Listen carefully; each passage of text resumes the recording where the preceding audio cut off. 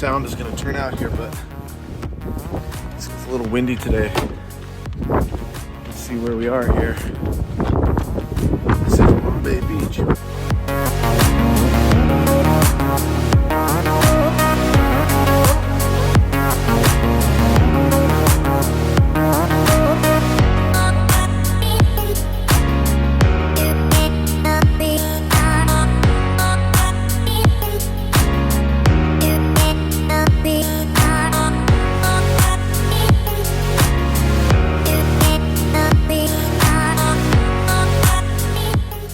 We made it into Bombay Beach.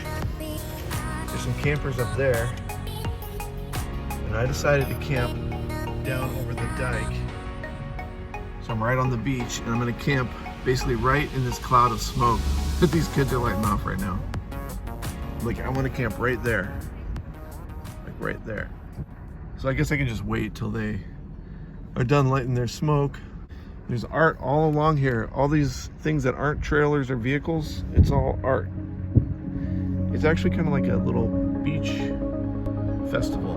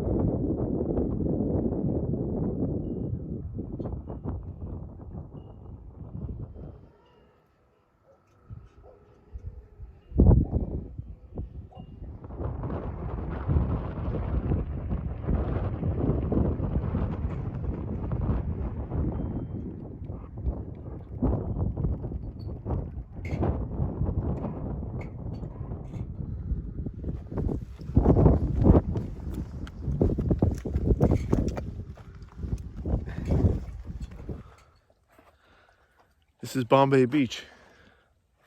Let's talk about Bombay Beach. Bombay Beach turned out to be a really cool place.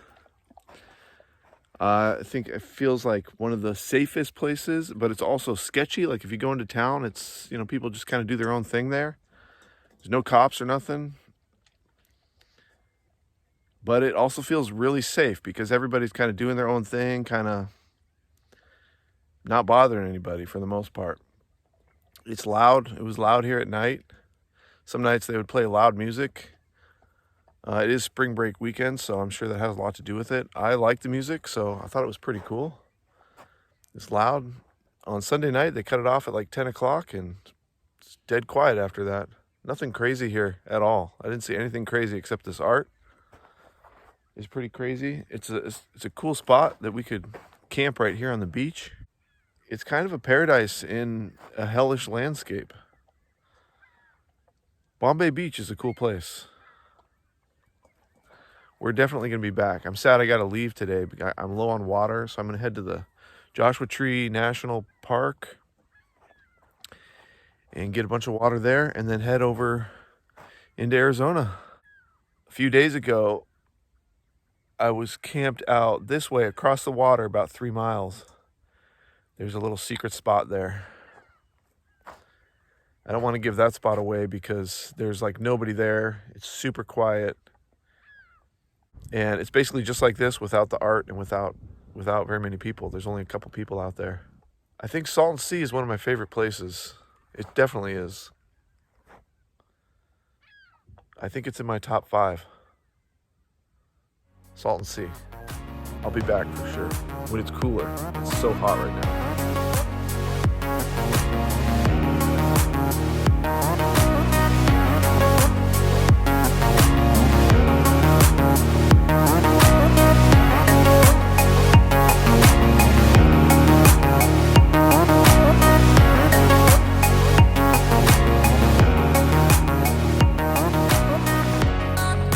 Left Bombay Beach.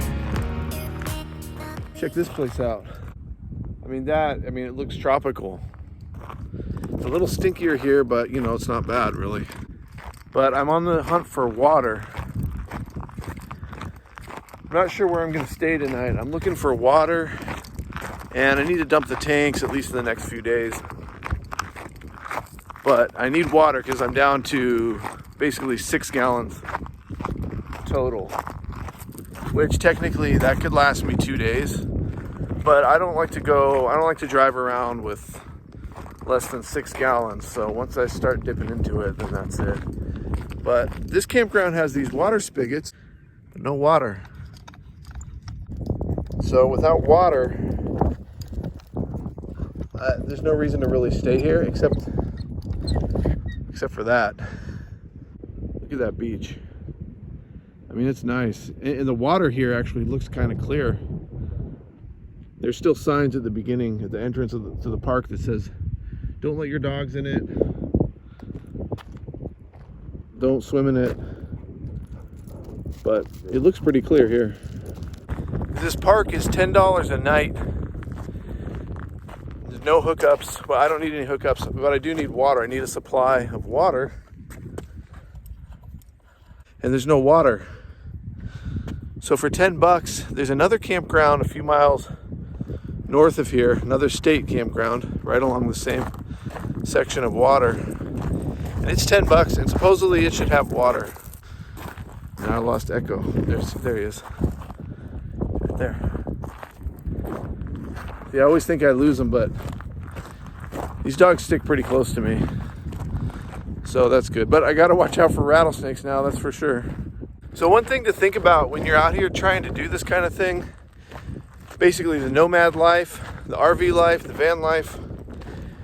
You know, my hang up right now is I'm trying to find water, but I'm not desperate. I got 6 gallons of water. Maybe seven gallons. So it seems like a problem, right? Like I'm looking for water. I need water. I need to find water, or I need gas, or I need electricity, or whatever it is. And you kind of got to search around and find it. You got to figure it out. Some places you get there, it's shut down, or it's too expensive, or it's too awkward to get your rig in, or something like that. But you know, out here, I mean, it's just me and the dogs out here. There's nothing out here, so there's nobody in our way. There's nobody out here causing any problems. Even if there were a bunch of campers here, the campers are super friendly. They're super nice. You know, for the most part, everybody's real cool. So it's different than, what I'm saying is it's different than being in the city, where when you run into a problem, okay, we're gonna try this one now. Nope, that one was already open. I was thinking I had to wait for the water to come out, but I don't think so. So something to think about is, this isn't like the city, you know? It's just me and the dogs. This whole campground is ours. I got the trailer all the way down there. Everything's safe and sound. We're at this beautiful beach. I mean, it's insane. It looks like Hawaii. It looks like Hawaii or something up there. The water's like green and blue. So we're looking for water. We need water, but it's, you know, it's just our mission for the day. We have a mission, but there's not going to be a lot in our way, like as far as like traffic or some dude yelling at us, you can't go that way, you can't go this way, or some you know, somebody crossing the street when they're not supposed to, dangerous drivers. You know, I guess we could run into dangerous drivers. That does happen. But as long as you're out of the cities, it happens a lot less. A lot less. You know, there's another spigot here, but this is stupid now. It's stupid because now I know that they're all shut off.